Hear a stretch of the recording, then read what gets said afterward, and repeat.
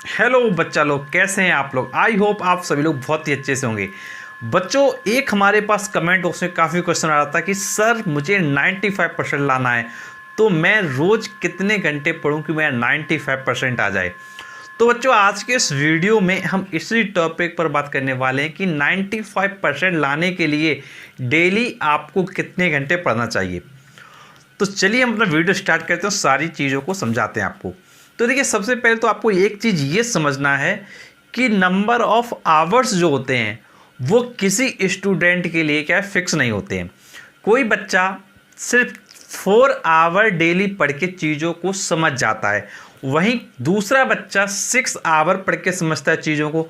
उसी जगह कोई तीसरा बच्चा वो 8 आवर दे के उसी चीज़ को समझता है।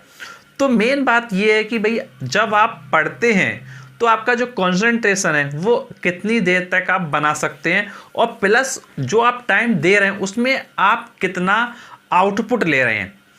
देखिए, आपने पढ़ाई की 1 घंटे, बट उस 1 घंटे में आपने कितना पढ़ा और वो कितनी देर तक आपके माइंड में क्या स्टोर है। देखिए, नंबर ऑफ आवर्स किसी स्टूडेंट के लिए क्या है फिक्स नहीं हो सकते।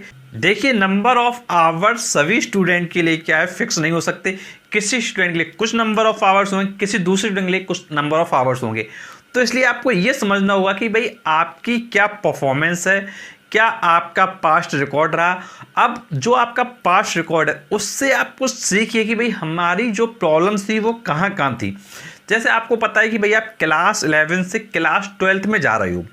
अब क्लास 11 से क्लास 12 में जा रहे हो तो आप ये चेक करो कि भाई क्लास 11 में किस सब्जेक्ट में बहुत ज़्यादा प्रॉब्लम्स आई, किस सब्जेक्ट में वो कम प्रॉब्लम्स आई, किस सब्जेक्ट को हमको ज़्यादा टाइम देना पड़ेगा, और कौन सा सब्जेक्ट है जो पढ़ने के बाद भी समझ में नहीं आ रहा है।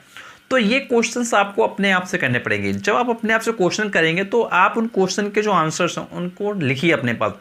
तो जैसे काफ़ी बच्चे होते हैं जिनको फिजिक्स क्लियर नहीं हो पाता है, काफ़ी बच्चे जिनको केमिस्ट्री क्लियर नहीं हो पाता है। तो जो आपका वीक सब्जेक्ट है उसको नोट डाउन करिए कि भाई इस सब्जेक्ट को हमको क्या ज़्यादा टाइम देना पड़ेगा, इतना टाइम देना पड़ेगा।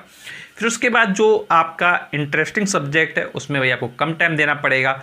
तो इस तरीके से आप सभी सब्जेक्ट के अकॉर्डिंग एक टाइम डिसाइड कीजिए कि भाई हमको इतना इतना आवर अगर हम देंगे तो हमारा चैप्टर क्या है पूरा हो जाएगा। तो इसके लिए आपको क्या एक टाइम टेबल बनाना पड़ेगा।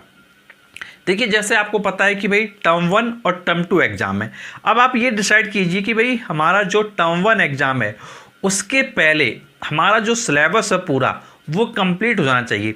अब आप देखिए कि भाई हमारा जो सिलेबस है उसके अकॉर्डिंग 1 मंथ में कितना हम कर लें कि हमारा सिलेबस कंप्लीट हो जाएगा।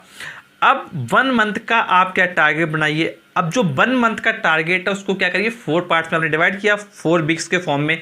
अब 1 वीक में कितना आपके पास नंबर ऑफ चैप्टर आया एवरी सब्जेक्ट के लिए। तो हर एक सब्जेक्ट के लिए एक वीक में कितने चैप्टर्स हैं वो आप देखिए। अब आप 1 वीक का जो टारगेट है उसको पूरा करना स्टार्ट कीजिए। अब देखिए, 1 वीक का टारगेट आपको पूरा करना है, फिर उसमें नंबर ऑफ आवर्स कितने भी लगें उससे हमें कोई फ़र्क नहीं पड़ना चाहिए। अब देखिए, क्योंकि इस जगह क्या है, कोई बच्चा क्या है कम समय में चीज़ें तैयार कर लेता है, कोई बच्चा क्या ज़्यादा समय देना पड़ता है। तो इसलिए आप क्या टारगेट पर फोकस करें, ना कि नंबर ऑफ आवर पे। अगर आप टारगेट पर फोकस करेंगे तो फिर आपका जो प्रिपरेशन है वो प्रॉपरली हो जाएगा, और जो आपका एक्सपेक्टेशन है 95% का वो आप क्या अचीव कर ले जाओगे। तो ध्यान रखिए, नंबर ऑफ आवर इम्पॉर्टेंट नहीं है। इम्पॉर्टेंट ये है कि भाई जो हमारा 1 वीक में जितने नंबर ऑफ चैप्टर्स आए हैं वो कंप्लीट हो जाएं, उसके बाद 2nd वीक के चैप्टर कंप्लीट हो जाएं, उसके बाद 3rd वीक के चैप्टर कंप्लीट हो जाएं, उसके बाद आपका 4th वीक का कंप्लीट हो जाए। इस तरीके से आपके जो 1 मंथ के चैप्टर होंगे वो आपके टोटली कंप्लीट हो जाएंगे। इसके बाद आप आएंगे 2nd मंथ में, 2nd मंथ का 1st वीक, 2nd मंथ का 2nd वीक, 2nd मंथ का 3rd वीक, 2nd मंथ का 4th वीक। तो इस तरीके से आप क्या है 2nd मंथ भी क्या कंप्लीट कर लेंगे। इसके बाद आप आएंगे 3rd मंथ में, 3rd मंथ का 1st वीक, 3rd मंथ का 2nd वीक, 3rd मंथ का 3rd वीक, 3rd मंथ का 4th वीक। इस तरीके से आप क्या करें हर मंथ में अपना जो टारगेट उसको कंप्लीट करते रहें। और जब आपका 1 मंथ हो जाता है तो कम से कम एक बार सारी चीज़ों का रिवीजन दें, क्योंकि जब रिवीजन देंगे तो रिवीजन करने से जो माइंड है उसमें हमारी चीज़ें क्या है फिर से मेमोराइज हो जाती हैं, और फिर से वो सारी चीज़ें क्या है स्टोर हो जाती हैं। तो रिवीजन बहुत ज़्यादा इंपॉर्टेंट है। अब देखो, इसी जगह कुछ बच्चे होते हैं वो क्या करते हैं, बहुत बड़ी गलती करते हैं। जैसे स्कूल्स वाले क्या करते हैं, स्कूल्स तो आपके लिए देखिए टेस्ट अरेंज करते हैं। स्कूल का ये जो रिस्पॉन्सिबिलिटी है वो स्कूल अपनी रिस्पॉन्सिबिलिटी पूरी तरीके से निभाता है, बट स्टूडेंट्स एग्ज़ाम देने के लिए नहीं जाते हैं। उनके मन में एक ये डर होता है कि भाई अगर मैं एग्ज़ाम देने जाऊँगा तो मेरी तैयारी सही से नहीं है, कहीं मेरे नंबर कम आएंगे, घर वाले देखेंगे तो क्या होगा। इस तरीके के जो डर होते हैं वो बने रहते हैं। और ये भी बच्चे सोचते हैं कि भाई फ्रेंड्स वगैरह देखेंगे कि भाई मेरी तैयारी नहीं है, मेरे नंबर इतने कम आ रहे हैं, तो फ्रेंड्स वगैरह क्या सोचेंगे। तो ये जो नेगेटिव चीज़ें, इनको सोचना को क्या बंद करना पड़ेगा। देखो परफॉर्मेंस आपको चेक जरूर करना है। अगर आप आज परफॉर्मेंस चेक नहीं करेंगे तो उस परफॉर्मेंस को इम्प्रूव कैसे करेंगे, जब तक आपको ये पता नहीं होगा कि भाई हमने 1 मंथ में कितना पढ़ा, सेकंड मंथ में कितना पढ़ा, उसके बाद अपनी परफॉर्मेंस चेक नहीं करेंगे तो कैसे चलेगा। देखिए टेस्ट का काम ही यही होता है कि भाई बच्चे की परफॉर्मेंस बताना, और बच्चे की अगर परफॉर्मेंस डाउन जा रही है तो बच्चों कुछ ना कुछ अपने स्टेप्स को चेंज करना है, अपनी स्ट्रेटजी को चेंज करना है, जिससे कि उसका जो परफॉर्मेंस है वो क्या है, इम्प्रूव हो सके। तो ये परफॉर्मेंस चेक करने के लिए टेस्ट ही है आपका, जिससे आप अपनी परफॉर्मेंस चेक कर सकते हैं। अब देखिए काफ़ी जगह क्या होता है कि भाई बच्चे नहीं दे रहे हैं, अब नहीं दे रहे हैं तो भाई बच्चों को भी फिर प्रॉब्लम होगी, और सी बात है। अब देखिए परफॉर्मेंस चेक करने के लिए आप एक काम ये भी कर सकते हैं कि आप प्रीवियस ईयर का जो पेपर होता है उसको लगा सकते हैं। तो आप प्रीवियस ईयर के जो क्वेश्चन पेपर का बुक आता है उसको आप ले लीजिए, कई बुक्स आती हैं मार्केट में, तो आप किसी एक बुक को ले लो, और बुक को लेने के बाद आप क्या करें, जैसे सपोज करिए आपने पढ़ा कोई एक चैप्टर, उसका कोई टॉपिक आया, तो आप क्या करें, उस चैप्टर के जो क्वेश्चंस हैं वो प्रीवियस ईयर से करके देखिए कि भाई आप कितने कर पा रहे हो, कितने नहीं कर पा रहे हैं, और उनके जो मार्किंग है उसके अकॉर्डिंग मार्किंग करके देखिए। तो आपको ये पता चल पाएगा कि भाई आप किस लेवल पे हो। देखो आपको लाना 95%, अगर 95% लाना है तो भाई अपना लेवल जरूर चेक करना चाहिए। देखो इसमें कोई गलत बात नहीं है कि अगर नंबर कम इनकेस आ भी गए, अगर नंबर इनकेस कम आ भी गए तो भाई हमको पता तो चल गया कि भाई हमको अब आगे इम्प्रूव करना है। तो इम्प्रूव करने के लिए आपके पास समय तो है, टाइम तो है।